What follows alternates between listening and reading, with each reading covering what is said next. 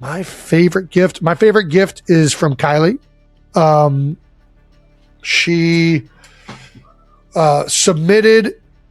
So I liked a tweet from Kevin Nealon the other day, who is now doing paintings. I don't know if you're aware of this, but on Twitter, he has painted a bunch of celebrities in a very creative way, and he was releasing them in like almost like a sweepstakes kind of style. Like you submit your name and email, whatever, and if your email gets picked, you get a chance to buy the prints.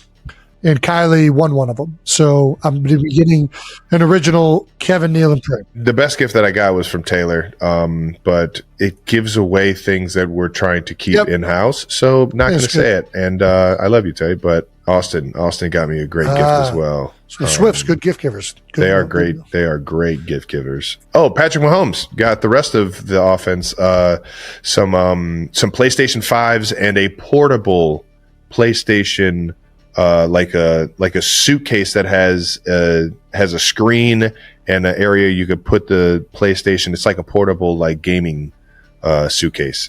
From Poga. Yeah, that's cool. I really hope my girls get into video games, because I have not ever. I mean, we moved into this house in 2018, and I've never hooked up a video game console. Like, I miss playing video games, and I just don't have the time to really do it.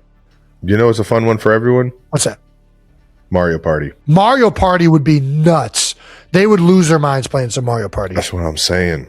Do you feel more comfortable that I could maybe dunk in a few weeks, or get better at shooting? In a few weeks? Oh, boy. Is that what we're calling that? All you need is a few 30 weeks? days. 30 days. 30 days is what I'm going for. I told him he had to lose at least 20 pounds and get the technique down perfectly. I think you need to start with like a tennis ball. Then you get the tennis ball, you go to like a volleyball, then you go to a basketball. I mean, don't ask me. I obviously don't dunk. Are you dunking? Heck no. I could maybe like grab the rim, but like I just shoot threes and that's good.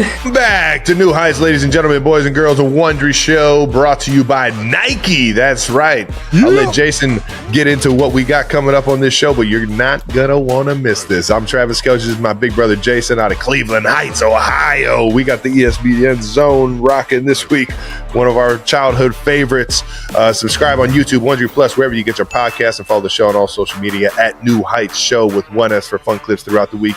And now I hand it over to Jason to tell you exactly what we got in this week's episode. 90%, we got another amazing episode. First, we're going to catch up on what we've been doing since the last week. We recorded one, and also we're going to look ahead to the final week of the NFL season. Also, we have somebody known to probably everybody in the country at this point. Caitlin Clark is here, making her second appearance on the podcast. Yep, we're going to talk about her new Nike ad, her signature shoe, and so much more. Why don't we get into some of that right now? How about a little bit of that new news? New news! Hey, yo. New news is brought to you by Nike. And this is why. Joining us today for a special edition of New News is the 6-foot guard from Iowa. She's the all-time leading scorer in NCAA history, the first overall pick in the 2024 WNBA draft. She's a two-time WNBA All-Star, 2024 WNBA Rookie of the Year, the 2024 Time Magazine Athlete of the Year, and she is the first and now last guest of New Heights in the 2025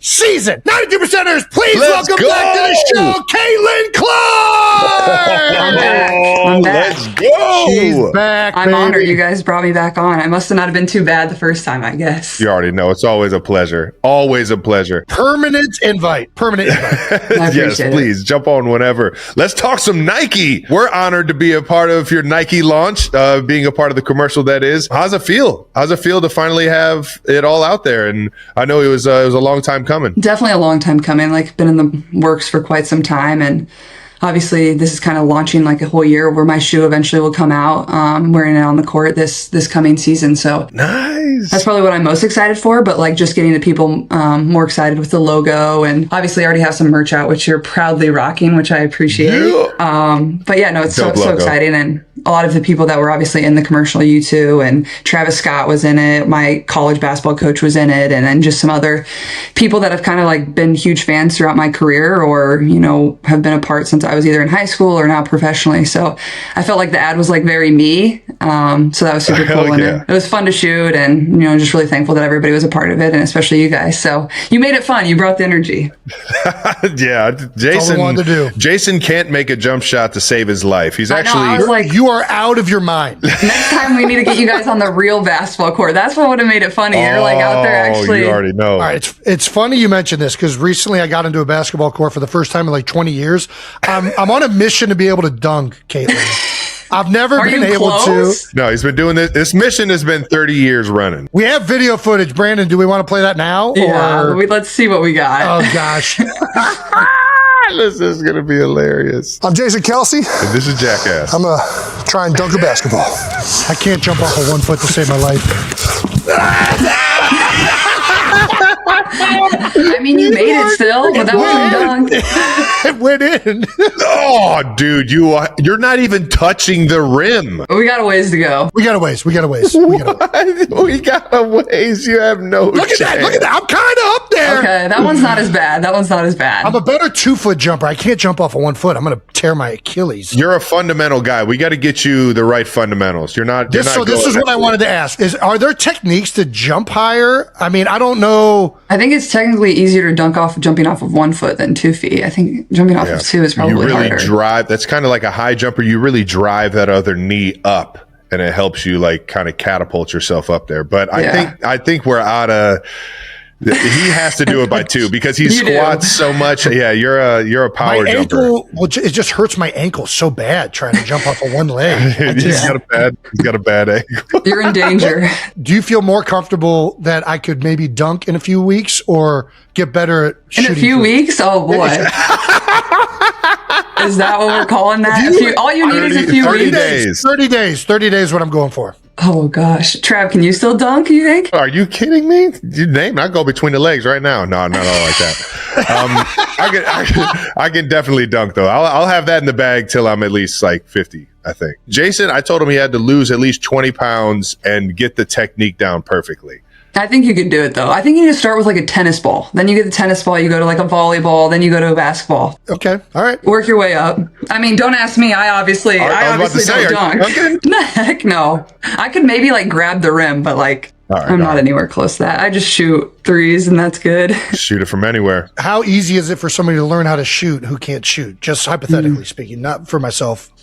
Honestly, like, I feel like if you're willing to like learn, and like that's the problem I feel like with a lot of like young kids and like young basketball players, their form is like so jacked up, but like I feel like it's a pretty easy thing to pick up on like from a young age. So that's always what I tell like young kids, like make sure your form is always good, and then you like kind of work your way back. But that's what I would always say the most important is. And like I would get mad at my dad when I was a young girl because he wouldn't let me like just launch threes, because like my elbows would be out like this. I'd be like throwing it like that because I wasn't strong enough, and then it like ruins your form, and then you have those habits like going on through the rest of your career. So, but I mean, if you're like willing to learn, and like I think that would be easier than learning to dunk if you like couldn't jump. Like you're trying to like become explosive again, I guess. I feel like standing there and being like this would be a little easier. All right, fair enough. I kind of shoot. I got that Sean Marion going on right now. Yeah. I got to get better at that. But he either Sean Marion's it or he just goes one hand. And honestly, he might be better. One hand is impressive. That's really impressive. One hand, top of the key. He knows he has the backboard. If he throws it too long, I don't know what to do with this left hand. It just feels awkward to me when it's involved with the basketball. That's harder. So that's impressive, honestly. This guy's insane. Let's get back to Nike though. I gotta ask some questions because I'm such a huge sneaker fan.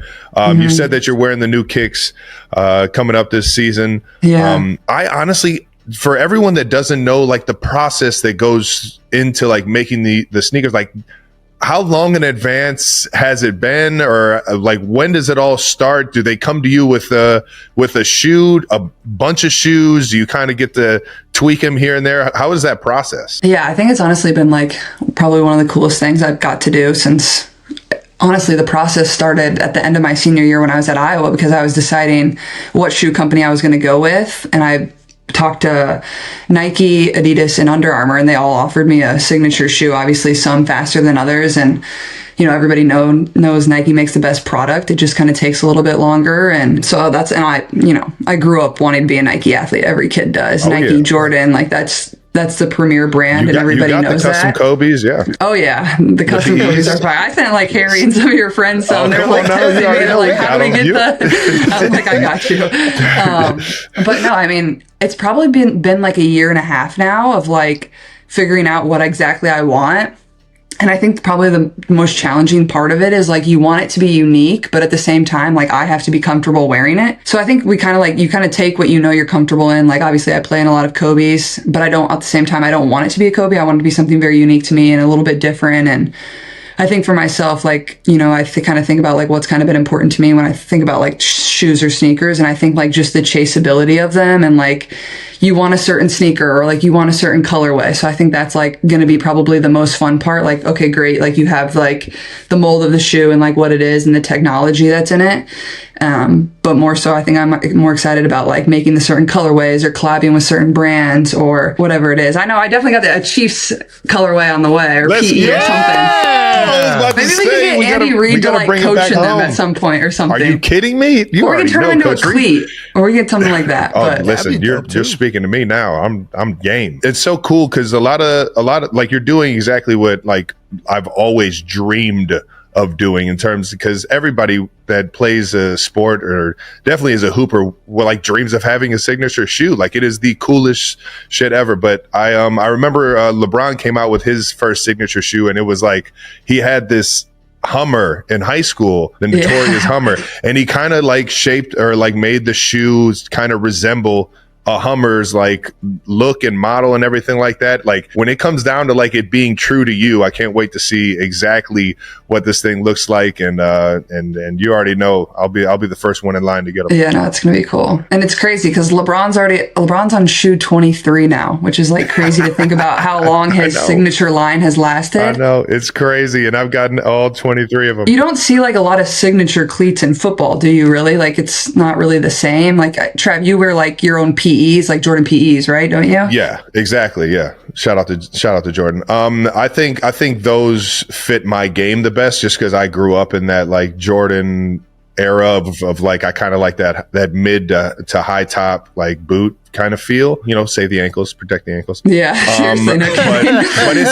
But it's ironic how like a lot of like LeBron's made his way to the football field. Right. Jordan's made his way to the football field. It's kind of like the basketball players kind of run that world of like what's on your feet, and it's always been because of how good you guys are on the court. How much goes into the technology? I am curious about that, because that's one thing that I get frustrated a little bit with, like cleats, modern cleats. Sometimes I like, man, I wish these things grab better. I wish they had a different mold on the bottom of them. Like, were you super involved in that process as well? Yeah, for sure. And like, obviously I'm pretty like picky about what I wear. Like I like a certain two Kobe models. So like I knew whatever I was going to put in my own shoe, it need to be like the equivalent of that technology or even better. And it's going to be even better. I'm not going to say exactly what it is, because I think it'll get people excited about it. And I think even like the Chinese market, like I was talking to some people at Nike, like over in China, like they'll cut open the inside of the Kobe's and like show people the technology that's on the inside of the shoe, because they're like, that means a lot to them. Like they want to know what they're getting out of the product. Right. Wow. So I thought that was like really fascinating. Cut that open? That's crazy. Yeah, I know. So it better be made well, but it will be. I was about to say. I've seen some videos where they'll like cut them in half, and you can like look at like a complete cross section of the whole thing. So there's like a couple Kobe's that they have only the technology in like the heel of your foot and not the forefoot of your foot. And I can like tell a huge difference when I play in those. Like it feels like I'm running on hardwood. So like I really struggled to wear those. But for other people, they obviously love them. But for me, it's like, no, I need that technology everywhere. So that's honestly been a huge part of, the process and the creation of the shoe, is like it being comfortable and exactly kind of what I need. And the technology that we're going to put into it isn't anything that they've ever put into a basketball shoe before. So I'm really excited about that. That's exciting. It really is amazing how much one shoe works for one person, but it doesn't work for another. Like Nike switched the bottom of their cleat maybe what, 2018, Trav? When did they start going to that new mold? Gosh, you're putting me on the spot. They're all tying together right now. 2019, 2018, whatever. Anyways, they went to like a new mold, and I'm like, man, there's just something that feels a little bit off. And I like went and had my foot like 3D analyzed. That's what I was gonna say. Like, do they scan your guys' feet for the cleats, or how's that work? So they have that technology available, and I went to that. I'd never used it, and they said actually your foot is geared more towards this like 2015 cleat that they kind of stopped making.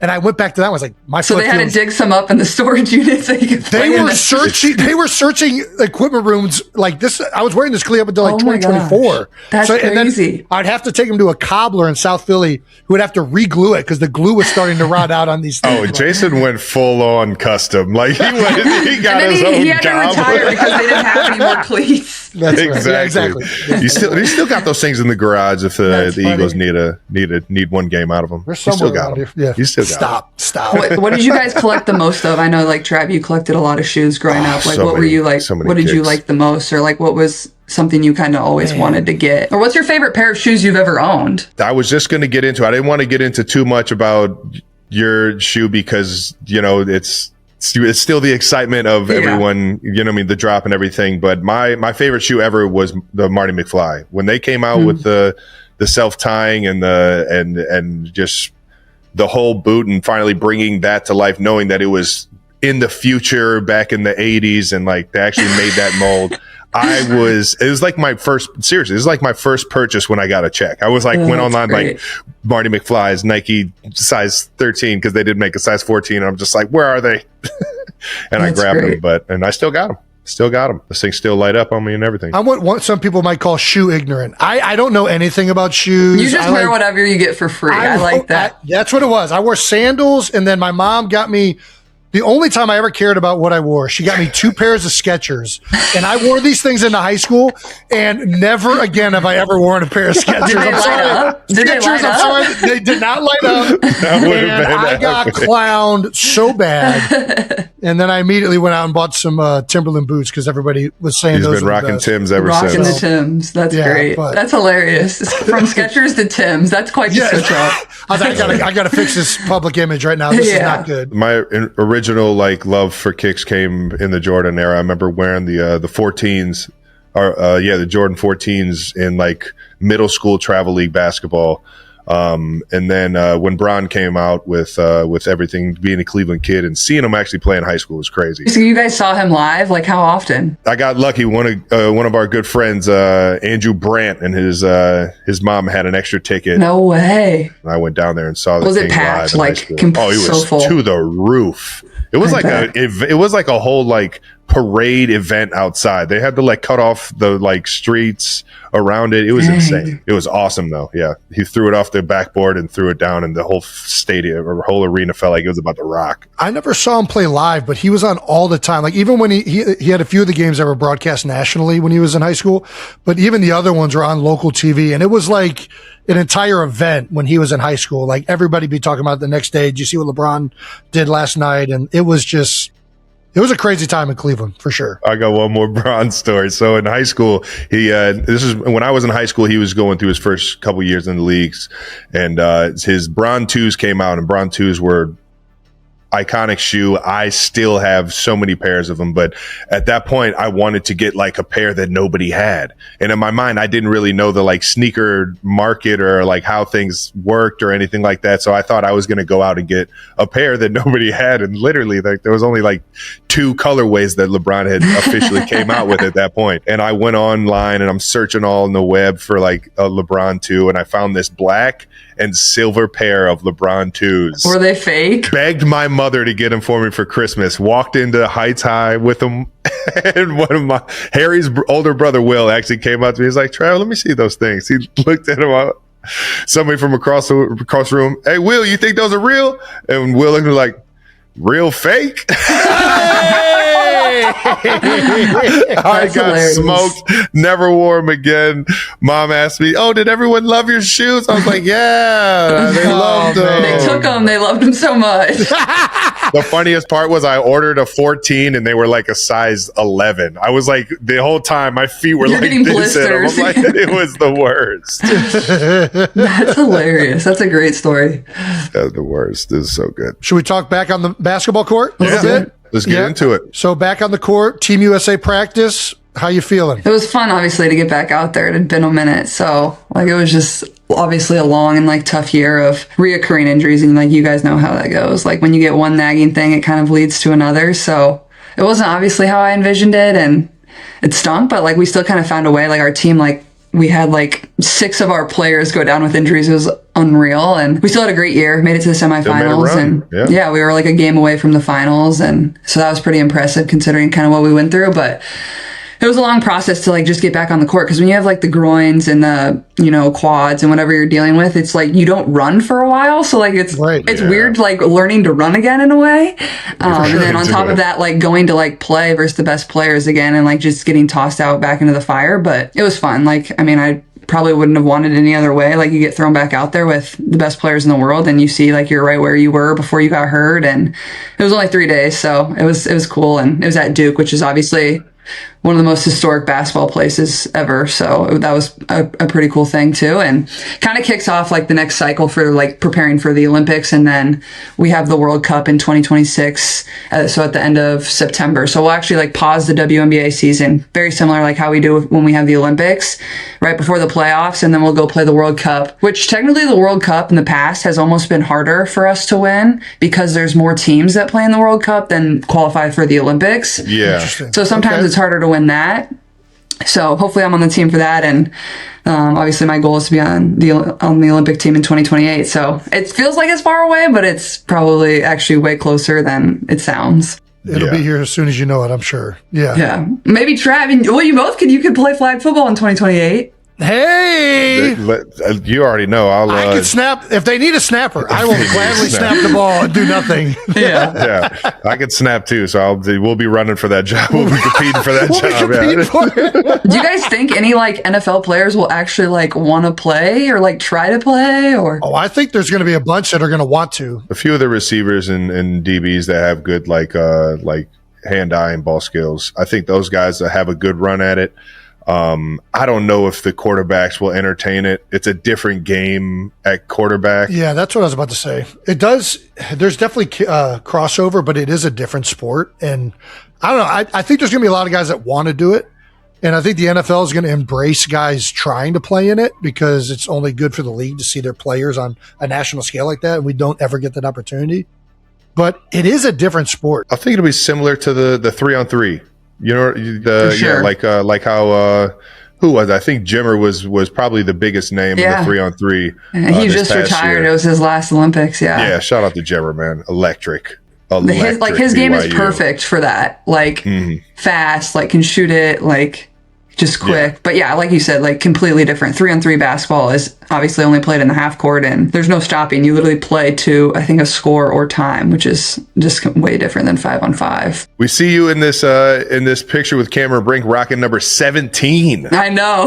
Where'd the 17 come? Was that just a jersey that you get? But I was about to say for these practices, 17 is not the best number ever. I wouldn't have picked that, but so the players that like have been on the national team prior get to continue wearing their jersey, like that practice number jersey or their jersey, obviously until like they're done playing on the Olympic team or whatever happens for the next Olympics. And then all us newcomers, there was a lot of young people at that camp. We just get assigned a random number. I guess I got 17. Nobody asked me, but it was fine. All right. So are you just stuck in 17 now in perpetuity though? Do you get to change it maybe in the future? So if I eventually make the team, it's weird. Like, cause international basketball that I think it's 4 through 15. Those are the only numbers. So you have a 4, 5, 6, 7, 8, 9, 10. What? Isn't that weird? Wow. Like you don't get to pick. Is that real? Yeah, well, at least for the United States. Yeah. I did not know that. So it's kind of cool because when I've played junior national teams in the past, we have like a bag tag, like a sticker on your backpack, and it says like all the players that have worn your jersey. So it'd be like, so dope.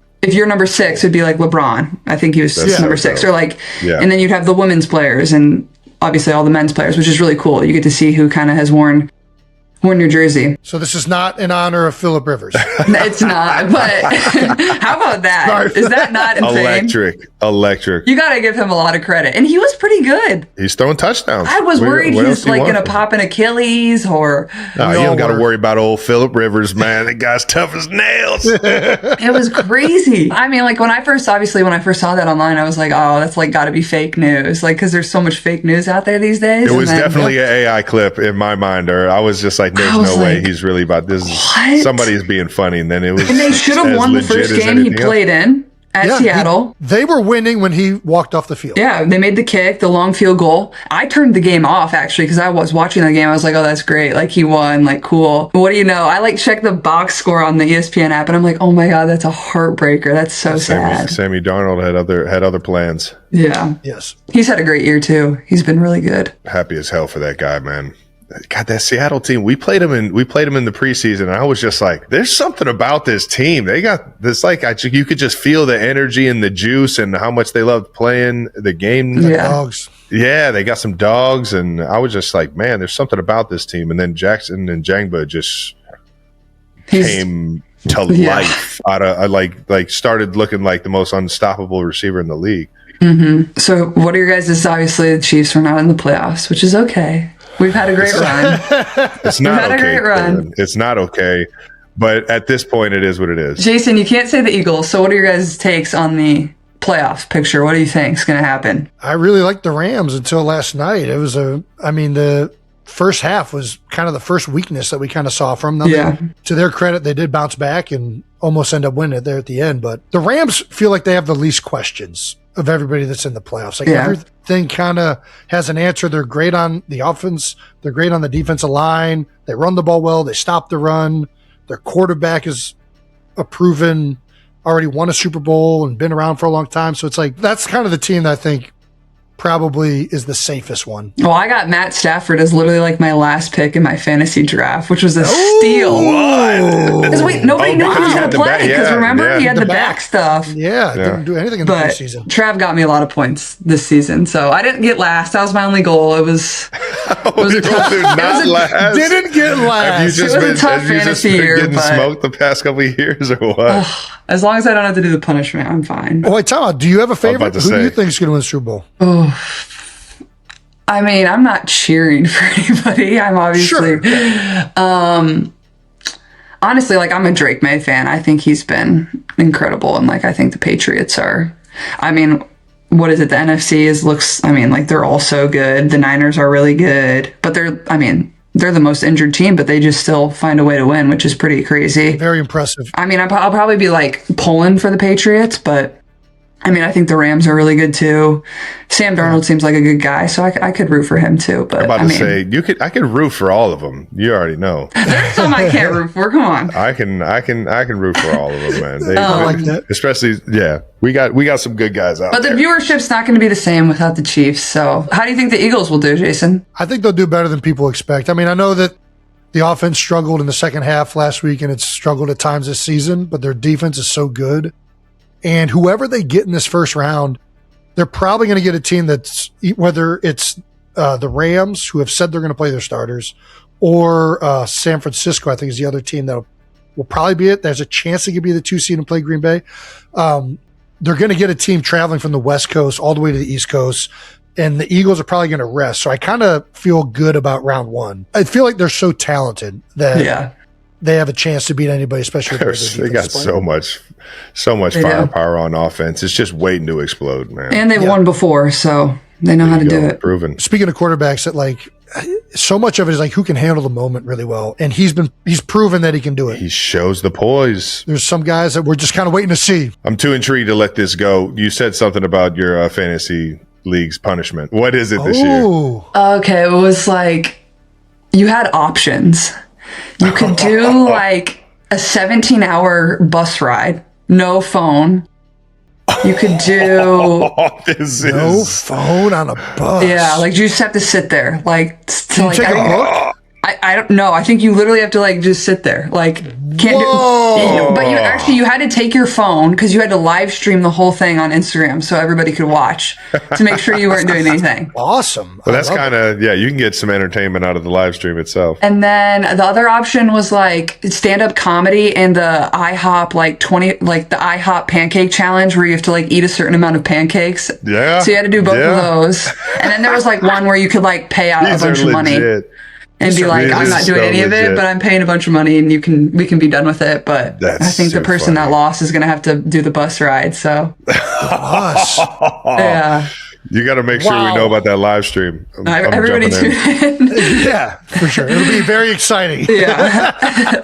Well, do you want to play a game that we have where you pick an NFL team? It's kind of randomized. Yeah, we did this with Paul Rudd. I don't really know what it's called. What's this called? NFL Perry? I don't know. NFL Perry? think it's weird. It's Game very. mode? I don't know. We did it with Paul Rudd. We both did it. Yeah. Let's give it a go. Basically, you accumulate points by just picking the best fantasy year of. You have to go ahead, Jason. You might be able to. No, you're nailing it. Yeah, you're trying to pick the best season of a player from whatever team shows up. And it's from when fantasy football started. Yeah. Yeah. Yes. Okay. Yes. How long has fantasy football been around? I think like the 90s, it seems like. God, Like late 90s, early 2000s. Early 2000s is when they're dating this back because there's a lot of players that we were hoping for that they didn't. Travis picked Emmitt Smith, but it was not from like prime Emmitt Smith years. Yes, it was so there unfortunately, you go. Yeah. Yeah. And you have like positions and you only get to pick one like so if you have a tight end, let's say, and you pick like the Chiefs for that position, like you don't get to pick another tight end in a sense. Yes. But you get two flexes, so technically you can. I'm going to stop confusing you. I think the game explains itself. Houston Texans. Oh, geez. You also get one pass. If you want to phone a friend too. Yeah, you guys might have to help me out with this. Okay. Let's build it together. I'm trying to think. So I'm thinking receiver. Trav, who do you think Houston Texans? Maybe Andre Johnson, Arian Foster is a running back that might have had a bunch of touchdowns. Touchdowns are king. Touchdowns are king. Your flex, you can have a running back, wide receiver, or a tight end. So it's kind of like you want to. You kind of want to. I feel like you want to save the flex positions a little bit because I'm used to there being a defense on your fantasy team, which I obviously hated. I wish it was. Didn't the Texans usually have a good defense? This year they had a good defense. Yeah. This year, I think they're like one of the statistically like one of the best defenses since the year 2009. Like they have been very good. Okay, you guys pick on this one. I need teams. Andre Johnson. All right. Andre Johnson. Andre Johnson. Oh man. Ooh. Oh, that was a good one. Not bad. Buffalo Bills. Yeah. You're a big Bills fan. Yeah. I know that, right? I hate the Bills. think early Josh Allen era, though. Yeah, you can also go Josh Allen for quarterback, too. I mean, he's a fantasy. He's a very good fantasy quarterback. Okay, let's put Josh Allen at quarterback because if I do get the Chiefs, obviously I'm going to put Trav. Gang. San Francisco. There's been a lot of good 49ers players, haven't there? There hasn't. There have been. But you got to think of Christian McCaffrey at running back. Ooh, McCaffrey. Do you already know? I was going to say he racks up points. Yes, he does. Raiders. See, that's the thing. Is it going Oakland too, or is it just Vegas? This goes to Oakland for sure. You guys got this one. I'm not as familiar with the Raiders. Trav should be, considering we've played them twice. It's been a very rough go around for the Raiders since I've been in the league. So you got running back. You'd be Marshawn Lynch was probably the best one, but he was better in Seattle. Yeah, I don't know if his numbers are with the Raiders. Have they had any good receivers over there? Yes. Why can't I think of his name? It's going to be a tough one if you can't think of his name. I know. Brock Bowers had a hell of a year. I was going to say, Brock Bowers, he had a game where he had like 50 fantasy points, but I don't know how he's done the rest of the year. He had like almost 200 yards and 3 touchdowns in that game. I don't know if that's going to be that's probably not a year's good worth. Yeah. Last year he had a lot of. We need somebody that's had a solid year. Should we pass? It's not a bad pass. You get one pass. Who was the receiver on the when they won with Rich Gannon? Who was the receiver? Tim Brown? Yes. But I don't know if Tim Brown's on here. Let's pass. Yeah, I don't know when. Pass. Yeah. Well, Put we're him not in. picking tight end. We're not picking tight end Oh, here. you We're also- just- Did you also- rig this?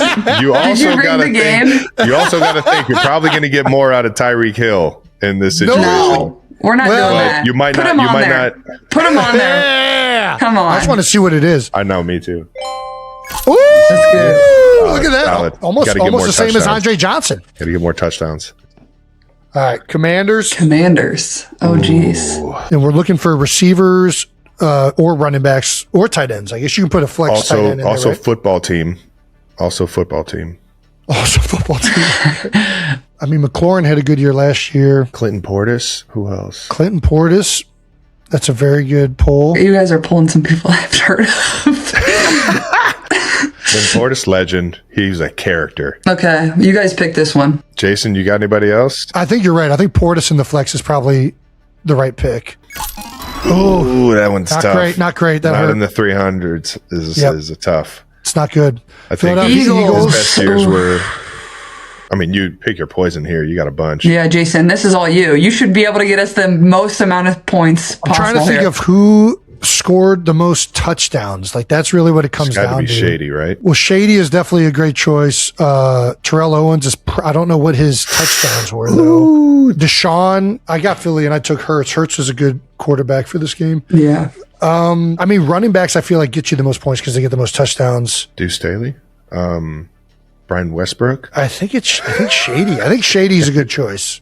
Deshaun McCoy. Let's see how Let's many see points it. he gets us. We're gonna go Terrell. Do you want to go Terrell with wide receiver? Let's get receiver out. Let's get receiver out. Let's go Terrell Owens. All right. Then we Is keep he the on flex there? alive.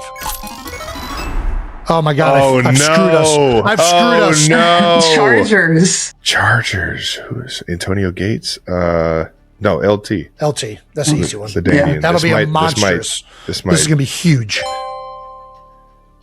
Does it beat the high score? Is that a good score? Oh, it is a very solid Who score. has the Very high solid score? score. Who has the high score? Brandon. He plays this game all day, though. He knows exactly. That's not Brandon, bad, where though. did we go wrong, Brandon? Where did we go wrong? Technically, Jake, I think, has got me beat by a little bit. I think the picks you might want to rethink would have been Andre Johnson. You could have gone Arian Foster, Terrell Owens. You should have gone Saquon. Oh. Yeah, but Saquon. Washington. We could have him as flex. And you would Saquon wouldn't have got And your as flex is screwed up. Saquon wouldn't have got as many points as LT though. No. So yeah, So- it's kind of a pick your poison Yeah. there. The tough one is when you get Washington. I'm just going to be honest. That's Washington I and think the Raiders. I think Terry McLaurin might have a little higher than Clinton Portis. But Yeah, that was the other name we threw out. Dang. All right. the Kelsey pick's actually really good. Is this just online? I'm going to make people start I was about going to and say, doing this. yeah, NFLperry.com. Sorry, I've ruined your life. This is Yeah, I'm going to be like doing this all night. There's multiple apps. Is there a basketball version of I this? think so. There's got to be. That's kind of fun. Guy who made this game, I know you watched the show. Make a basketball one. Yeah. Right. Jason, do you want to open that gift? Jason, you want to open the gift? Can I open the box you sent us on Christmas? Yes. Is that all right? I Do think it. technically, I was told I was supposed to open this on Christmas, but I screwed that up. So I figured, let's open this right now, live on air. Oh, yeah. You should have had your girls open it for you. Girls,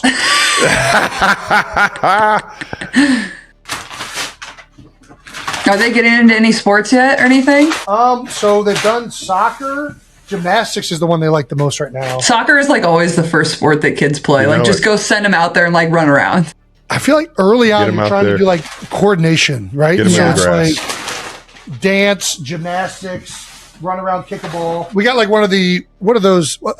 What are like the little papa shots? We've done that. Oh, nice. That's cute. Have they gotten their first field hockey stick yet? Is the question. Ooh, field hockey. Isn't that huge in Philly, Kylie's- isn't it? Yeah, Kylie is a huge. Kylie play. Iowa actually had a really good field hockey program. Really? Yeah, which is like shocking, but like, yeah, huge. Like we're always ranked like top 5 in the country. So Top five. I've been to a few field hockey games in my day. There you go. Nice Beach little bag. Let's go. Yeah, let's go. From anywhere. All this guy does is go to the beach. Oh, There you go. Oh. I know. You, timeout. Friendship bracelet? Yes. Let's go.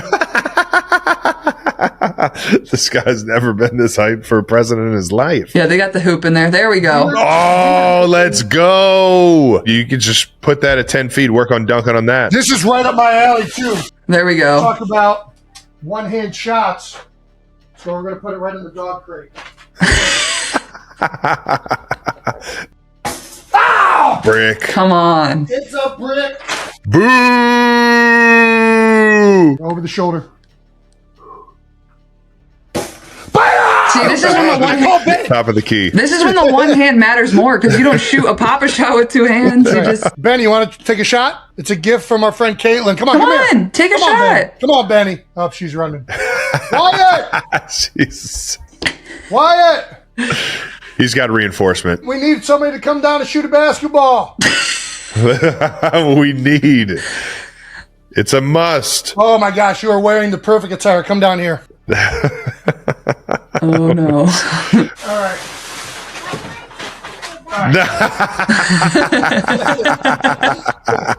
Oh yeah. Let's see it. Let's see it. Show off your form. Let's see it. Why? Oh, Oh. Got their muscles going. oh, that's right. Like my daddy. One hand. Go. Just, Come on. We gotta go in. she's like firing at it. Oh, come on. Go back to the two hands. Come on. You got it. You got it, girlie. Did you make it? Yeah, I think it rimmed out. Oh, that was awesome, though. That was a close one. Full on baseball chuck. You're doing great. You're killing it. Let's go. Here we go. Nice job, Y. That was awesome. Nice. You're the best, Y. Adorable. She's got a future, Jason. So we'll just cut that up to where Yeah. we only see that last shot, and that's Yeah, how exactly. and that's how the magic Well, works. this is what we're going to be doing the rest of the night. So this will be nice. Oh, that was cute. the full right dress. arm, the rocket of an arm, though. She's got it. I can see it. She Like, she's can got throw. the talent. Yeah, no. Kylie can throw a ball. We were on the beach. She might have a better arm than I do. It is crazy. Those rotator cuffs. Yeah, exactly. Well, thank you very much, Caitlin.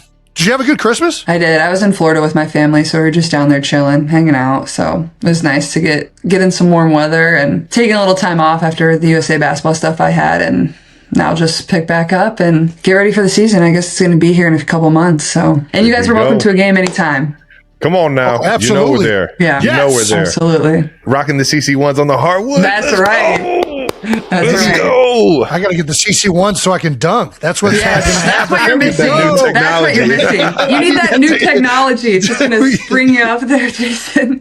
Perfect. Let's go. Exactly. Well, we appreciate you jumping on with us. Can't wait to see the CC ones, and Yeah. everybody go check it out on Nike right now. Wishing you the best of luck. Thanks for having me. Dude, Caitlin is so awesome.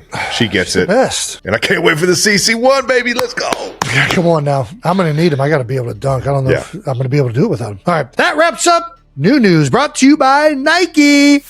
Thank you to our presenting sponsor, Nike. In this episode, you got to hear our conversation with the legendary Caitlin Clark and our experience being in her Christmas campaign for Nike, From Anywhere. It was a great experience and a great message. Caitlin's beginnings may have been humble, but her dreams never were. She turned driveway buckets into record-breaking shots, filling field house bleachers, then selling out stadiums. That's right. Caitlin proves that dreams are never out of range. Man, she's such an inspiration to all the people out there. And I really resonate with her mentality about getting 1% better every single day. Shout out to Nike and shout out to Caitlin for being such good friends of the show and having us be a part of the From Anywhere campaign. All right, 92%ers, if you want to get in on the challenge and shoot from anywhere like us, visit at Nike Basketball on Instagram and get in on the action. Let's go, baby. Thank you to our partner, Xfinity. With Xfinity, you can get the most reliable Wi-Fi throughout the home at the same price for 5 whole years. Man, Yep. that's crazy. 5 It is whole crazy. years. It is crazy. And I mean, really, when you think about it, I mean, we do everything online these days. Your phone, we're doing this podcast, it all freaking just comes down to the Wi-Fi. Yeah, So, I mean, it's pretty crazy. Yeah. it's nuts. So it's a Wi-Fi driven world, and Xfinity is the best at it. All right now. Xfinity Wi-Fi connects everything in the home and fixes problems before you even notice them. Security cameras, thermostats, everything working together like a well-oiled machine. And here's the kicker. With Xfinity, you get everything you need included with no contracts, no commitments. That's data, equipment, and the most reliable Wi-Fi included for 5 whole years. How about it? Ready to experience the most intelligent Wi-Fi on Earth? Learn more at Xfinity.com. Xfinity. Imagine that. All right, everyone, we got some new news from NHL on TNT. And this one's pretty awesome. That's right. For the first time ever, the NHL is bringing the Winter Classic to South Florida. Ice in Florida doesn't sound like it's going to work, but outdoor hockey in Miami in January, we're going to have to tune in to see how they pull this one off. Yeah, you got the 2-time defending champs, Florida Panthers, and friend of the show, Matthew Tkachuk, taking on the New York Rangers, one of the original 6 teams in the NHL. And the uniforms for this game are legit. Oh, yeah. That's right. The Panthers are dropping a new look that mixes those old school Florida hockey vibes with the nods to their history. Love it. Yeah, and the Rangers are rolling out the special Centennial jersey inspired by the early days of the franchise. It's going to look different, feel a little different, and it's one you don't want to miss. Watch the Discover NHL Winter Classic January 2nd at 7 p.m. Eastern on TNT, True TV, and HBO Max. Hockey being played outdoors is just something special. Dude, if I could go, I'd be there. Check it out. All right, Trav, now that you've seen the video evidence of me jumping and attempting to dunk, what do you think of the chance? You're further away than I thought you were, dude. I'm not going to lie, man. But I will say this. You were jumping like you've never jumped before in your life. Not like you look like a baby deer jumping. Oh, dude, so we need to get, that's what I'm saying. You're very uncoordinated. We need to get you into like the good gather step into the power jump with 2. Right now, you don't have the right mechanics. The athleticism is so bad. It just went so quick. You're naturally quick. When you found out the fundamentals for the cone drill, you set the record in the combine. So it's like, we just need you to you have the power. You're up there. We got the slow-mo replay to help us see that you're up there. We just got to get you to time it up right and get the fundamentals right. So we did do the Vertec. Here's what's crazy. You know the Vertec where you stand and jump and touch the things? So from standing, not moving and jumping, how high up are you getting? I'm over 10 foot. Just standing and jumping. Dude, that's fine. You need to get a basketball in the hoop. I'd probably say you need to get to 10-6. 10-6 makes sense, but I think you need to get a little higher. Here's what's crazy, though. Just standing and jumping, I'm over 10 foot. Running and jumping and doing the same test, I only got 1.5 inches higher. I should be able to gain more height by running and jumping, right? You would think, but I think it's all dependent upon your body type and your athleticism. Right now, you're just an athlete. You're a powerful athlete. But that's what I'm saying. If I get more efficient at it, I should be able to get that higher, right? I would say you're going to produce more momentum, which will then get you higher. Yes. But I think for a guy like you really only need 2 to 3 steps into a good, powerful base. I'll put together a tutorial and I'll get back to you and I'll help you with some of the gather steps into the power. There's an Instagram clip that talks about the penultimate step, which I think is what you're talking about, where they do this gather. That's why I wanted to ask Caitlin about I've heard about the penultimate step and just see what Yeah, that would have been the best. She would have laughed in your face. What? I'm going deep into this. Oh no, she's a pro. She might have known. I've been looking up Jordan drills. Did you ever do Jordan drills? You're barking up the wrong tree. Okay, you're going down the wrong road. You need to follow too much. You need to follow the fat boy roll. All right. You're not Jordan. You don't have an ounce of Jordan in you other than the heart, the courage, and the dog. Where do I get the CC1s at? That's a question for Caitlin. I don't know when they're coming out. Is there any way I can get a prototype size 14 in the next 30 days? Let's think about this. Who jumps higher, Michael Jordan or Caitlin Clark? Want the Caitlin Clarks or you want the Michael Jordans? Honestly, I want the Caitlin Clarks.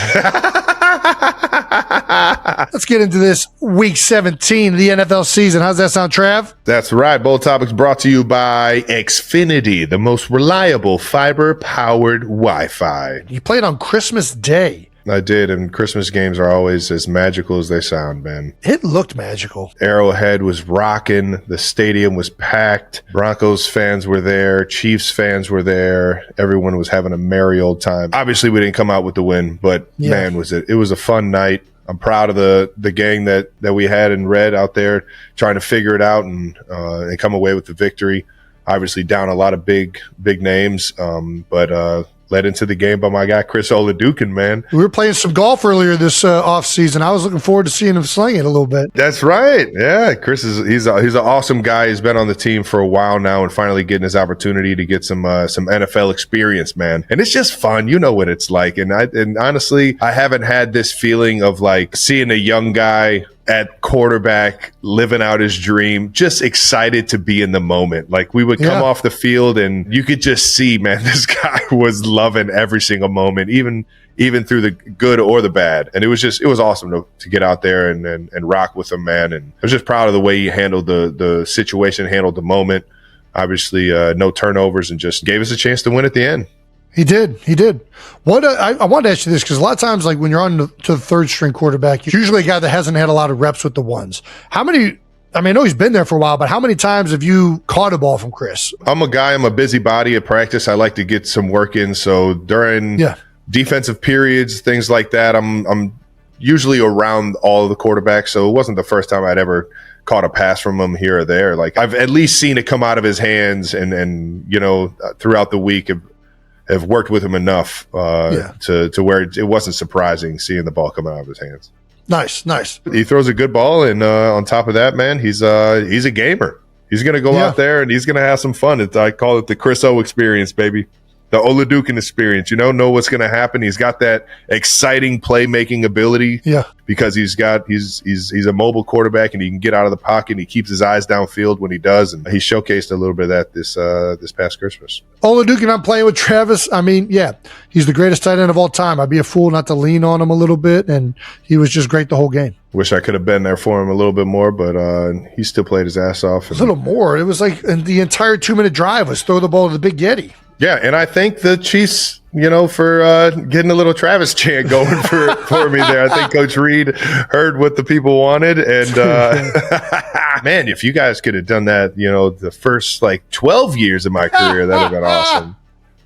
No, I'm kidding. Coach Reed's always dialing me up, and it's just whether or not the defense is the right defense for me to get the ball. But it was fun that Chris was trying to find me, knowing. It was a fun little 2-minute drive till we came up short. One more game left in this season, and you're headed to Vegas.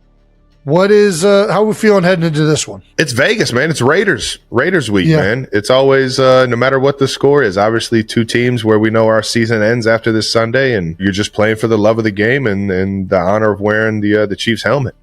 In a fierce rivalry, man. And I know we've already beat them once. We gave them a goose egg, and they're going to be ready for this one. They're going to be excited for this one. And I know Pete Carroll is going to have those guys fired up and ready to rock and roll, knowing how motivating he is. And they're at home where they're comfortable. And I'm excited to go out to Vegas and finish this year off. Yeah. Well, you guys will be playing them without Max Crosby, who has unfortunately been placed on IR, with what appears to be a devastating injury. I don't know if you saw this Instagram video of him really going through it, but we can play that right now. It's a shame. He's just so hampered. You hate seeing it. Oh, that boy's a baller. That boy's a baller. Oh, terrible defense. Yeah, we got to get in the stance. We got to get in a better stance than that. Oh, good effort, though. Good energy. Look at him. Yeah. Dude, I've seen a bunch of clips of Max balling, man. Max can play. I think what's more clear here is that Max probably is not hampered with much of an injury and that the Raiders are probably tanking. Michigan guy, man. He loves to play the game of basketball, man. That's fair. I shouldn't lead to such conclusions. It's unfortunate. Him and Brock Bowers both on IR. Brock, unbelievable player. I know he's got to get some stuff fixed, and I know Max has got to get some stuff fixed, but two fierce competitors, I guarantee you'll be back out there next year rocking and rolling. Trav, congrats on another Pro Bowl selection. Way to go, Big Yeti. What number is this for you? 10, maybe? You hit a decade? You've been in the Pro Bowl for a decade? Jesus, Travis. Well, you led fan voting for the second year in a row. I think that's what got me in. It does count for a large chunk. I used to think that too, but I think I've seen somebody win the fan vote and not get in before. I think I saw that one time. Anyways, Creed Humphrey, Chris Jones, and Trey Smith are also in. This is also your 11th Pro Bowl. So you've actually been in so many times, you've forgotten how many times you've been in. You've played in what, one Pro Bowl? I think I was at it too in Hawaii. No, I played in 2. I played in one with you in Orlando. We played against each other in one. We did. Was that the following year? Yeah, it was the first year it was in Orlando. It was 2016. That's what year it was. Yep. And you were in Hawaii, what, 2014 or 15? It was 15. So the year of 14, season of 14, 15 in Hawaii, and then the season of 16 or 15 That's what it was. In Orlando in 16. Because I went when the Pro Bowl was in Arizona. Then I went back to Hawaii for a where year. you went. We both went out there together. I personally thought I got snubbed for that Arizona Pro Bowl, but it's whatever. That's the way it worked. I got snubbed the year before. But there were a few guys that got snubbed last year that I got snuck in there. It happens every year. The year that we played against each other in Orlando, I had one of the worst years of my career. When they said you're an alternate for the Pro Bowl, and then they said, hey, the other 2 guys are out, you're in the Pro Bowl, I was like, this is fucking crazy.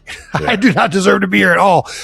I'll be there. I won the Pro Bowl MVP, got the car with a whopping 33 yards and 1 touchdown and 2 first downs. Wow.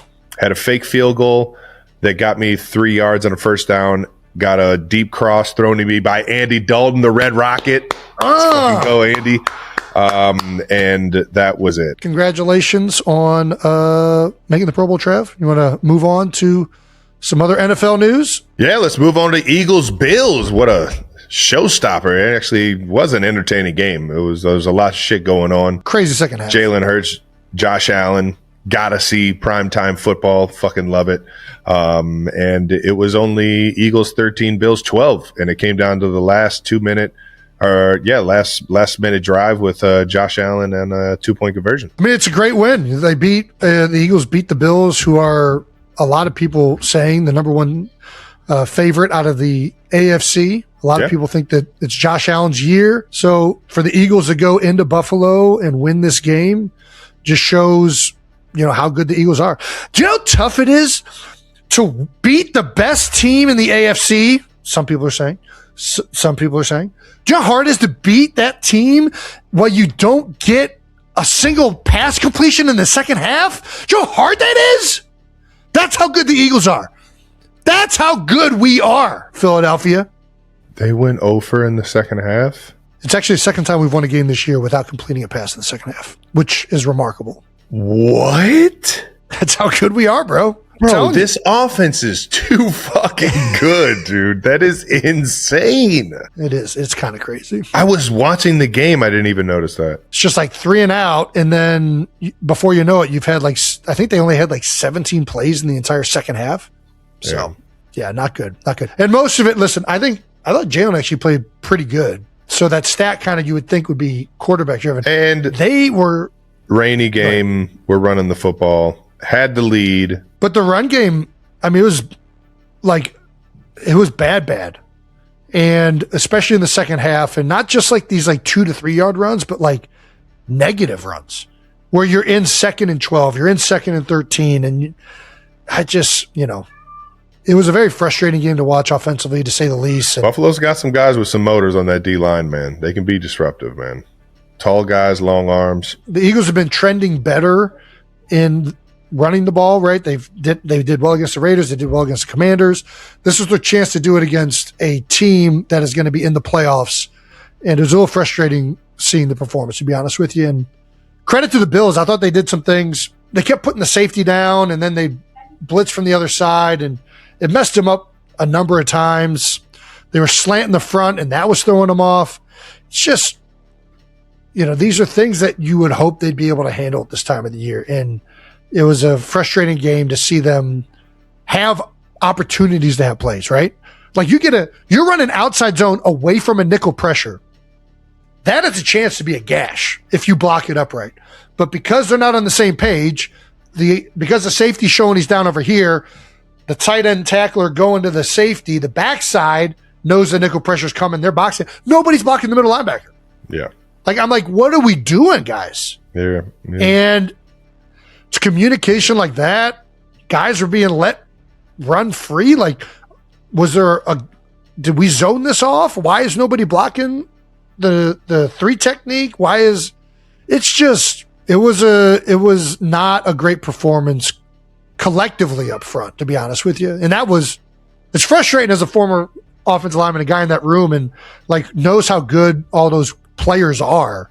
Where it's like, dude, we got to be better than this, boys. Listen, good teams find a way to win those games when they're not at their best, and that's what Philly did, man. Well, the positive is we held Josh Allen, the best rushing attack. Like we weren't great against Chicago, right? Chicago ran all over us. We go out there against James Cook and Buffalo, who's had a great ground game all season. Oh yeah, and we perform really well. Yeah, have a great goal line stand, fourth down, keep Josh Allen out of the end zone. Great tackle by Zach Bond. Blocked field goal. Like the defense played out of their mind. And that's the positive coming out of this thing. I'll tell you what, going into that last drive though, man, it just looked like prime Josh Allen, man. Guys showed some resilience, showed some fight, showed some heart, knowing that he's got the foot issue right now, and or it looked like he got rolled up pretty good in there, and just fighting through everything. And I know he's kicking himself. You could see him kicking himself after that 2-point conversion. But I've been there, and you already know he's going to learn from it and keep it moving. What do you think of the 2-point conversion call? We were talking about this on Monday Night Countdown. What do you think of McDermott's choice? Dude, what, you got fucking Josh Allen? Are you kidding me? Every time. Man. Not even think about it. The Eagles had like 2 first downs the second half. You don't feel comfortable going into overtime? I feel so comfortable with a guy like Josh Allen and the ball in his hands and 2 yards to get. They had already had a goal line stand in the exact same 2 yards. That's why I might be the worst head coach of all time. It's just, I'm putting We're going for it. Are you kidding me? What is that? What are we? I could end it here? No, I got ball players. Yeah, I'm kind of just messing around. Honestly, if he's a mobile quarterback, I'm feeling even more confident.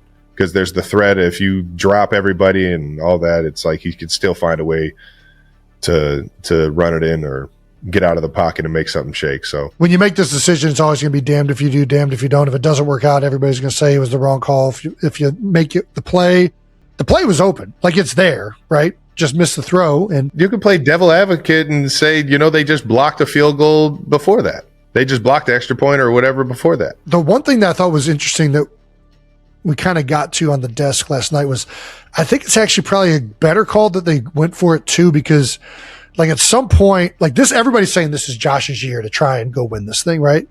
Mahomes was out of it. Burrow's out of it. Anytime Josh Allen's playing the game of football, it's his year. That guy, he's got that ability. As with anything, the more reps you get in certain scenarios, usually the better and more comfortable you are operating them in the future. So now, like, obviously this one didn't work out for Josh. Gets pressured on his right. He's moving to his left, tries to make the throw, and it's a little bit off target in terrible conditions. This same scenario might come up in a gotta have it moment in the playoffs. And now this entire team has had a rep of this, and maybe they feel even more comfortable now repping it again when it matters most. So that was another reason I thought, you know what? Maybe I'm kind of more on board than I thought with McDermott deciding to go for it. So in the end, I kind of agree with you. Eagles got the Commanders at home for the last game of the season, and I'm sure the link will be rocking for that one. Could move up to the 2nd seed with a win and the Bears losing. Which could happen. They're going to be playing Detroit. The Eagles will probably be resting starters. Like, I don't think that we're going to see a lot of significant players playing in this one. I feel like we had a game like this, and the coach came in and he was like, we were heavy in the first half to where we had a comfortable lead, or and then we let all the other games kind of play out and see where they were at half, and so who knows. We did the same thing in 2023 when I was my last year, and we decided to go out against New York because we wanted to get some momentum going offensively because we weren't playing great. And we ended up getting AJ Brown hurt to where he couldn't play in the playoff game. Jalen got his finger banged up. Like, it was catastrophic. So I am fully on board with do not risk getting anybody you don't want and are not going to be happy about missing for that playoff game. Sit them on the bench. Unless you have a chance to get the 1 seed, I don't give a crap who you're playing. Take the rest when you can get it. I believe the Rams have already said that they're going to go in playing to win, right? So they're going to be playing starters. San Francisco and Seattle are going to be playing to try and get the 1 seed. And that's huge. That's huge. So the Eagles have a chance to rest and then play a team from the West Coast, likely, who's going to be traveling to the East Coast. And you're going to play them on a week where they just played previously and you've gotten a week of rest. Have a week of rest, yeah. I think that's a big advantage, and I would take that if I was the Eagles. The reality of it is that you can't just rest everyone. So guys are going to be out there playing. So you got to be kind of smart with the position that you're putting your guys in, and at the same time, you still want to go out there and win the football game and give yourself a chance at the 2 seed. I'm going to be honest too. I think resting some guys, we can still win this game against Washington. I'm not trying to say anything. It's football, man. Anything can happen no matter who's out there. Look at San Fran right now. They're fucking rocking and rolling, and they've had the worst of kind of injuries. Yeah, that was a crazy game. That was my biggest surprise of the year, is that San Fran is competing for the NFC title. They've lost for best Fred Warner, Nick Bosa. Their starting quarterback has been out for 8 games. Brock Purdy's missed. They've missed George Kittle for a lot of the season. Trent Williams went down last week in the first play of the game. So, like, the fact that these dudes are still, like, 12 wins competing for the NFC title, like, is nuts. Kyle Shanahan. And you got to give John Lynch some credit, too, built in a deep roster, able to overcome it, right? Yeah. Like, if they don't have Mac Jones, maybe they aren't sitting where they're at, right? But they go and get him in the offseason. He plays well when Brock goes down. I mean, this is probably the most impressive season I've seen from the 49ers, just with all of these things factored in, right? Like, it's crazy. Like, they've had a super team, and, like, of course they've been successful with a great coach and great players. But this year, the fact that they've still been this consistently good with all of the injuries and, adversity they've had to overcome, very impressive. A big week 18 games coming up. Broncos Chargers could decide the 1 seed. That is, if Denver wins, they clinch the number 1 seed, and Chargers have said they are resting their starters. So I wouldn't just go in there lollygagging around. I know Harbaugh is going to have them boys fired up and ready to rock and roll, no matter who's out there rolling. And Trey Lance. Lance, he's come in and he's shown he's got some spark. Sunday Night Football, Steelers, Ravens. Winner wins the AFC North. Loser eliminated from the playoffs. That is going to be a fun game to watch. Old school AFC North. Win to get in. Are you kidding me? Doggone, that shit gets me fired up, man. Reminds me of the Roethlisberger and fucking Ray Lewis days, man. I'm going to watch the game just because I always get excited to watch the Steelers and Ravens play, and I grew up in the AFC North. Come on now, baby.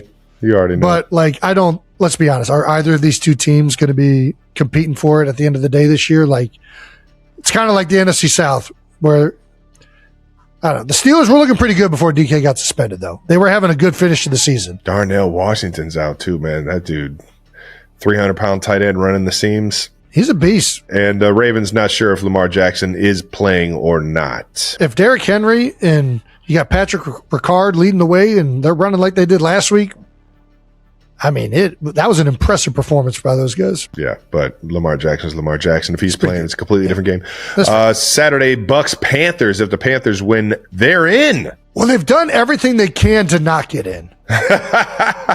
They've lost twice to the Saints, right? Like, it's the fact that this division is still up for grabs is bonkers. The Bucks, who I love, I mean, the Bucks are my favorite team coming into the season, and they have fallen off a cliff. They've had injuries all season. They haven't played great down the stretch here. Baker is one of my favorite quarterbacks in the league. It has not been a great second half of the season for the Bucks. Panthers have had every opportunity the last few weeks to clinch this thing, not even playing like top opponents in a lot of this stuff, and they just refuse to clinch it. It's nuts. It is crazy. So yeah, we're going to see Bucks and Panthers duke it out to see who comes up on the NFC South.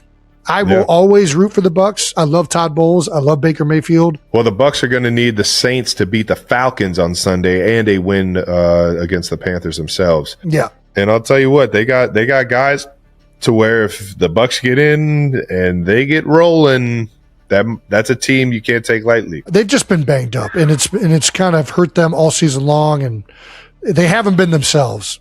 Offensive line, they've had a bunch of injuries. They've lost, I think, every one of their skill position players has been down at some point, between Evans, Godwin, Igbuka, Irving, like all of them at some point have gotten hurt. So it's been a rough year for those guys. Yeah. And you can see the frustration in some of the press conferences from Todd Bowles, and hopefully they can get in there, because I love those guys. And either way, the Looking forward to this one.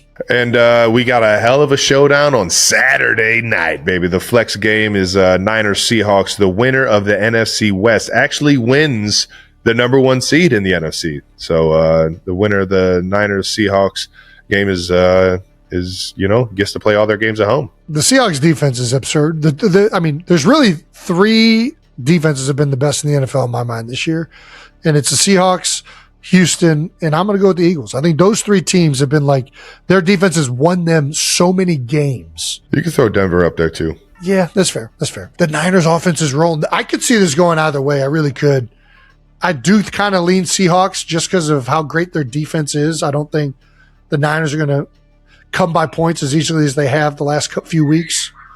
And I think Darnold will be able to put up a good showing against this Niners defense that's been banged up. Seahawks got 2 Cleveland guys, 1 Cincinnati Bearcat and Kobe Bryant. You kidding me, man? AJ Barner, tight end.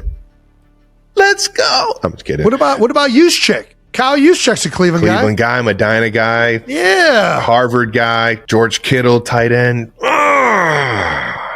Yeah, I'm just going to watch it for the love of it. You're right. Yeah, I'm going to just thoroughly enjoy this game.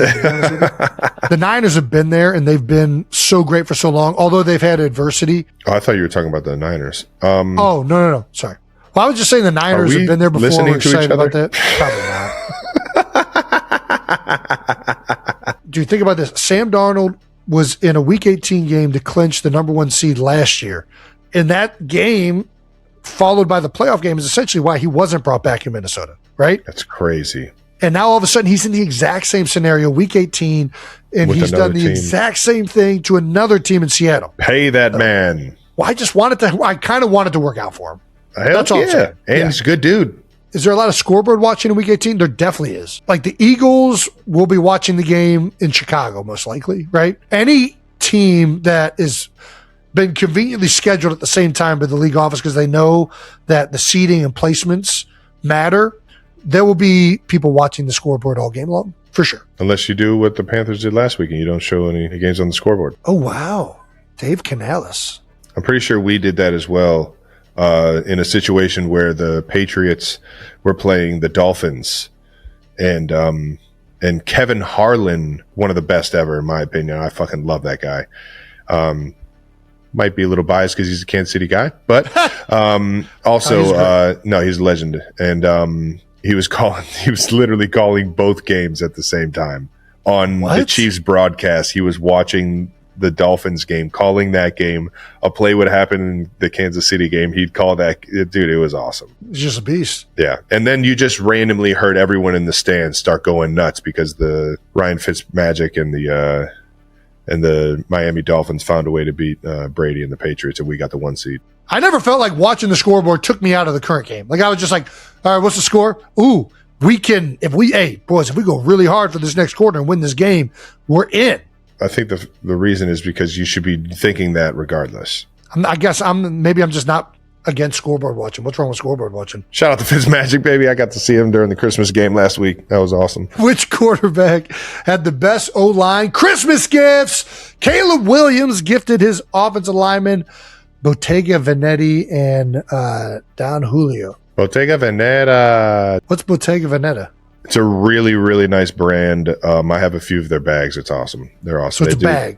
They do everything. They make clothes, sunglasses to... It's like a Louis Vuitton? Yeah, it's very similar. They got, in terms of like brand recognition and everything. Brandon, pull up a Bottega duffel bag. Give them some free advertising right now. Sounds like they need it. That's what you pull up? That's what you pull up, Brandon. You think I'd be into that? I said a duffel bag. I told you a duffel bag. You think I'm a fucking nurse? This is just the website. I said duffel bag. You could have put Bottega Veneta duffel bag. If I pull up a company's website and that is the first thing on the page, I don't even want to look at their duffel bags if they're making fucking... You ruined this, Brandon. You completely ruined this. So travel bags you want me to click on? Oh my God. Just don't get out of the website. What the fuck? What's next? What else we got? Jacoby Brissett, Christmas gifts to the Cardinals offensive line. Ramoa luxury suitcase, Versace robe, Bond number 9 cologne. The guys are going to be looking good, traveling, smelling good, traveling. Yeah. enjoying the nice Versace robe. I went Versace robe one year for a lot of the guys on the team. I think it was tight ends and quarterbacks and running backs, maybe. Okay. They got a lot of good versions, man, and luxury robes, man. Can't go wrong, dude. Josh Allen got his lineman 1/4 of a cow. That's a great. It's a great gift for an O lineman. It's a great gift, dude. As long as you got a deep freezer. I was about to say, as long as you got a fridge full enough for a quarter of a cow. Yeah, that's hilarious, dude. It's great. We're eating beef. That's good stuff right there. Beef. All in on the beef. Mahomes gave out Hubolt watches, full swing kit. Oh, nice. Or at least Beats headphones, Oakley Meta glasses.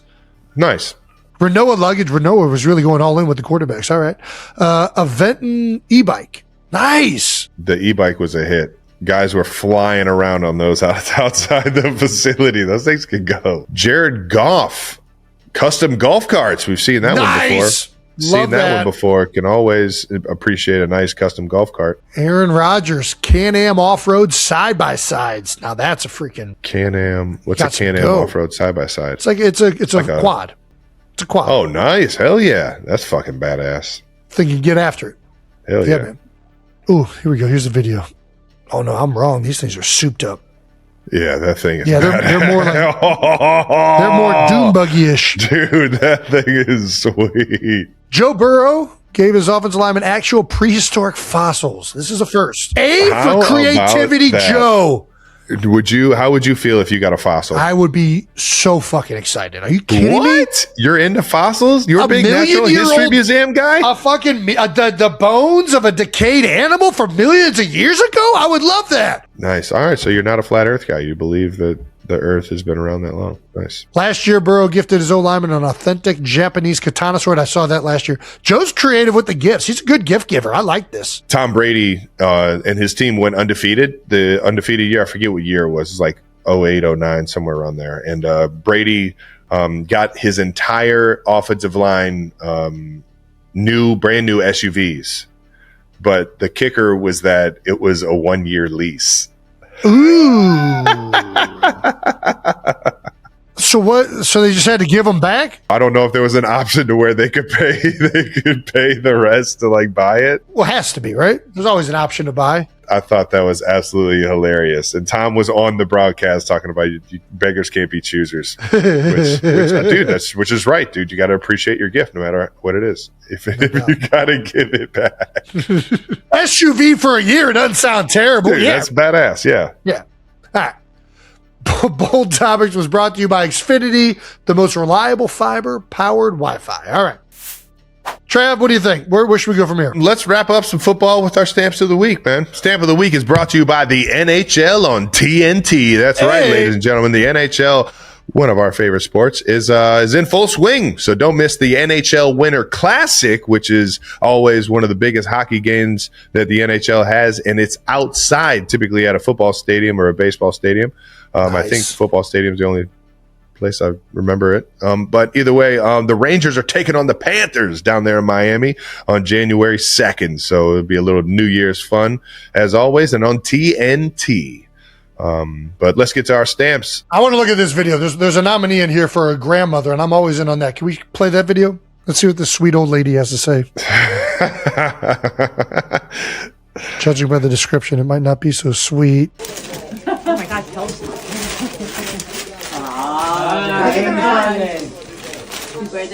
Oh my fucking God! Oh! All right, Grandma's got a foul mouth.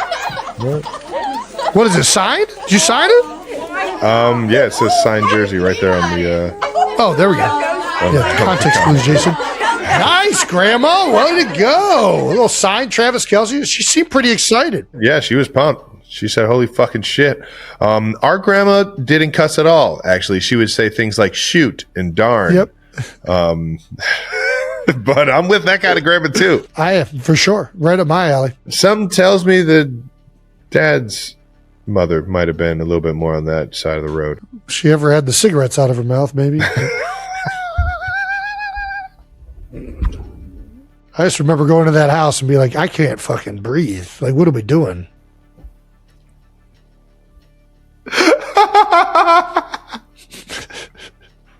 You remember walking into that? Uncalled for. Yes, of course I remember. I'd walk into that fucking house down in Florida. I mean, what the fuck? I There's can't. a fucking ashtray. Can we go Like, back Grandma, you don't outside? even need to fucking spark another one. It's in here. Yeah, The smoke is in here. it's not left. I spent more time on her fucking porch down there than I did inside the house. Dude, it's nuts. Shout out to Grandma Kelsey, though. She was awesome. Sweet woman. Sweet woman. It was Grandma Fur, really. I think her name was Thelma Fur, if I'm not mistaken. That tells you a lot about that side of the family. Yeah, Name alone. Thelma Fur. All right, well, she probably hails from Appalachia some capacity. It's a hillbilly name if I've ever heard of a hillbilly name. That was the West Virginia side. Thelma Fur. Oh, she's drinking some moonshine. She's whipping that shit up. That's why Dad wanted to go down there. He's trying to get some homemade moonshine. No doubt, no doubt. All right, who else have we got? Orlando Brown Jr., friend of the show. I once seen Cody Ford outrun a wild pit bull with a 24-pack of beer in his arms. They were glass bottles. Athlete. Oh, dude, did you see this play? Dude, you have to watch this. They put him all the way out to the field on the 3x and fucking threw him a hitch. You got It's amazing. Oh, you got to go with that one. I'm going Cody Ford. I was going to go Vic Fangio, but after seeing a offensive lineman catch a hitch on the outside of 345, I don't know how I don't go with that one. All right, who do you got, Trev? I'll go with Trey McBride, who broke Zach Ertz's record for the most receptions by a tight end in one season, 116. Yeah. Big Ertzy had that for a long time. And a guy who was in the room with Zach Ertz for a few years. Trey McBride took some notes from the old ball player while he was there in Arizona. And congrats, Trey, man. That's a hell of an honor, hell of an accomplishment, man. One of the best tight ends. Recently just got paid as the best tight end, which I'm proud as hell of him, and couldn't be a better guy, and one hell of a fucking football player. So Trey gets my stamp of the week, baby. All right, and that does it for Stamp of the Week. Again, Stamp of the Week is brought to you by NHL on TNT. Again, don't miss the NHL Winter Classic between the Rangers and Panthers, January 2nd on TNT. Let's get into some no-dumb questions. All right, what do we want to hit? We got some no-dumb questions. Would you rather be forced and tortured catching Kelsey on a loop for the rest of your life, or get Brazilian waxed like Jason? I'd rather get Brazilian waxed. Yeah, just rip it off. Are you kidding me? Yeah, easy decision. By the way, the guy that maybe not Brazilian wax, but the guy we've mentioned Fitz multiple times. Did you see him? Just got waxed. Did you see him get waxed on TV, dude? I did. And that's chest. I think chest might be worst. Dude, it's so tender. Especially if you like the hair's been there for a long time. You get around that areola? Oh baby. Oh baby. That thing might rip off. That thing might rip off. It's so tender. Nobody wants to be walking around out here with no nips. Yeah. All right. But I'd rather just get my gooch waxed. What was your favorite gift you've received for Christmas this year? This goes out to Jake and Brandon as well. Happy holidays. My favorite gift is from Kylie. She submitted. So I liked a tweet from Kevin Nealon the other day, who is now doing paintings. I don't know if you're aware of this, but on Twitter, he has painted a bunch of celebrities in a very creative way, and he was releasing them in like almost like a sweepstakes kind of style. Like you submit your name and email, whatever. And if your email gets picked, you get a chance to buy the prints. And Kylie won one of them. So I'm going to be getting an original Kevin Nealon print. The best gift that I got was from Taylor, but it gives away things that we're trying to keep in-house. So not going to say it. And I love you, Tay, but Austin got me a great gift as well. So the Swifts, good gift givers. They are great. They are great gift givers. Oh, Patrick Mahomes got the rest of the offense, some PlayStation 5s and a portable PlayStation, like a suitcase that has a screen and an area you could put the PlayStation. It's like a portable like gaming suitcase. Oh, from Poga. Yeah, that's cool. I really hope my girls get into video games, because I have not ever. I mean, we moved into this house in 2018, and I have never hooked up a video game console. Like, I miss playing video games, and I just don't have the time to really do it. You know, it's a fun one for everyone. What's that? Mario Party. Mario Party would be nuts. They would lose their minds playing some Mario Party. That's what I'm saying. Jake, Brandon, get in here. What are your favorite Christmas gifts? I feel like Jake's going to be a Super Bowl ring. I think that was a great gift. Super Bowl ring might be up there for me, but I will, sticking with the theme of everyone shouting out their significant others, I'll shout out my wife. There's a sandwich spot that opened in Florence. We went to this sandwich spot and they opened a place in LA and in they're Italy? doing, yes, in Florence, Italy. And then they opened a place in LA and they're doing sandwich making classes where they teach you how to like make their own bread and like build sandwiches and stuff like that. And she got me a sandwich making class gift. So we're doing that together. We're going to learn how to make this authentic Italian bread. I'm happy for you, Jake. You know, you're going to learn how to make a sandwich. We're a very big pro bread making podcast, and I'm very hyped on this gift. Okay, Jason, shit all over it. Go ahead. If I gave that gift to Kylie Kelsey, that was, hey, go learn how to make a better sandwich. Like, that was not going to go over very So well. I knew exactly where this was going. It's better that the rules are reversed for sure. Man, I got a great idea for a gift, Kai. Get to work. I'm very hyped. All right. Brandon, you're next. Lauren got me a bird poster. Birds. Noted birder. Noted birder. Noted birder. Some of my favorite birds are on here. So wait, time out. Some of your favorite birds? What are we looking at here? It's backyard LA birds. So yes, these are birds that I see frequently. Okay. Which ones are your favorites on this poster? Well, this is going to be a 3-hour episode. We're not going to have time for this. Well, just give us one or two. Black Phoebe. These little bastards are great. Good little Okay, insect what's- birds. Is it the sound? What's so great about them? They're little birds that basically they perch on little low things in your yard and they just eat bugs all day. So you can just watch them like dive bomb your grass all day. They're little. That's cool. They clean house. They're great birds. Nice. And then if we're being honest, these little guys, the Cooper's hawk, great bird. They eat rats out of the yard. These guys are the best. These guys Cooper's these hawks guys are badass. fucking annihilate small little rodents. Dude, So, maybe that's what I should be going. Instead of Get a Kylie wants to get a cat for Get a keeping hawk. mice out of the house. Just Get get a a hawk. falcon. Do a get falconer. a falcon. Right? Ooh. Become a falconer. Falcons aren't in Become a your falconer. basement, Jason. You need a cat. Falcons aren't in your basement. You They need don't a cat. need to be in the basement Get if they're one of not those let, big if they prevent the gloves. rats from getting to the basement. Yeah, you're gonna want a falcon. Mice, Yeah. not rats. Let's get you a falcon. Outside of that poster, Brandon, what's your favorite bird of all time? Favorite bird of all time? Ooh. I'll go for any kind of owl. But like seeing a great horned owl is great. Good bird. Great horned owl. Yeah. What about what about what's the one that makes all the noise? It's not a screech owl. It has like a very like weird hoot where it goes. Are you thinking the barn owl? There's no animal that makes that fucking sound. Barn owl has like a hoot. The barn owl kind of like will scream.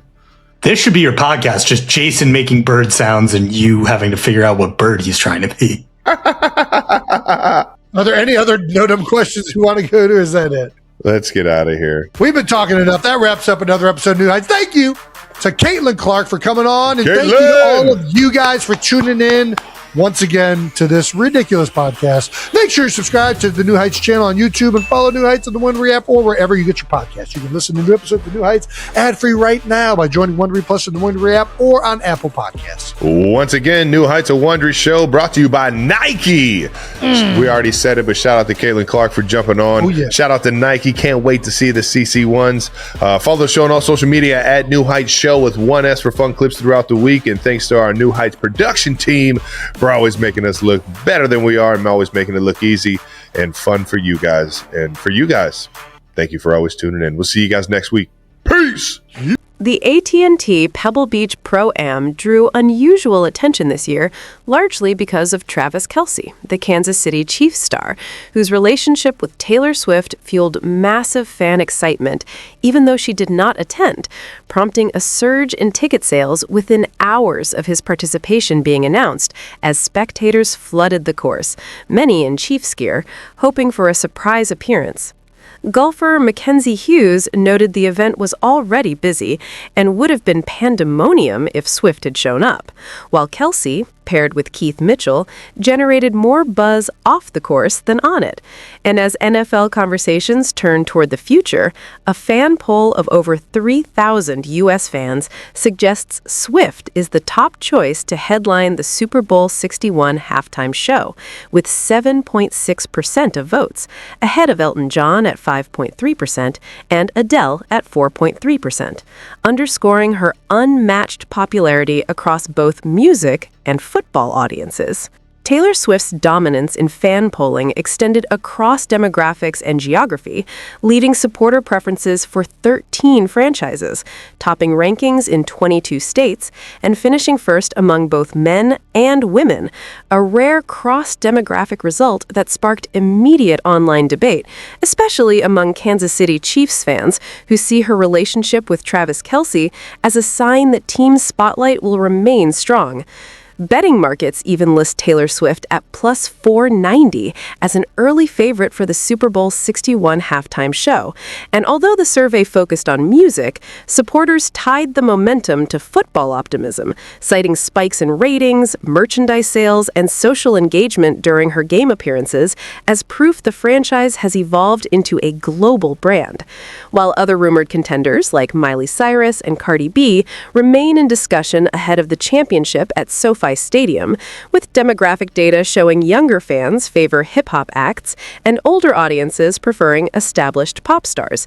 Yet, Swift ranking strongly across nearly every age group, including leading among fans 45 plus with 11% support, reinforcing the belief she represents a safe but massive choice for the league's biggest stage, and fueling hopes among Chiefs supporters that the ongoing cultural buzz could coincide with another title run, even though no official performer has been announced. Taylor Swift playfully hinted at romance with Travis Kelce in a cheeky Valentine's Instagram post months after announcing their engagement, with the caption about her English teacher and gym teacher getting married, and not long after releasing an album featuring a teasing track about him, while Kelce later echoed the joke on the New Heights account he co-hosts with Jason Kelce by sharing a card graphic with a redwood tree and the message, "Would you be my Valentine?" The couple's story dates back to 2023 in Kansas City, when Kelce attended her concert, failed to meet her backstage to give her a bracelet with his number, and later described the moment on the podcast before their relationship went public, while a documentary scene shows Swift reading his heartfelt letter aloud to her mother and reacting emotionally. And since their engagement, fans have speculated about wedding plans, including possible bridesmaids like Alana Del Rey and Sabrina Carpenter, plus friends such as Brittany Mahomes and Kylie Kelce, while jokes from Jason, formerly of the Philadelphia Eagles, added humor to early dating stories.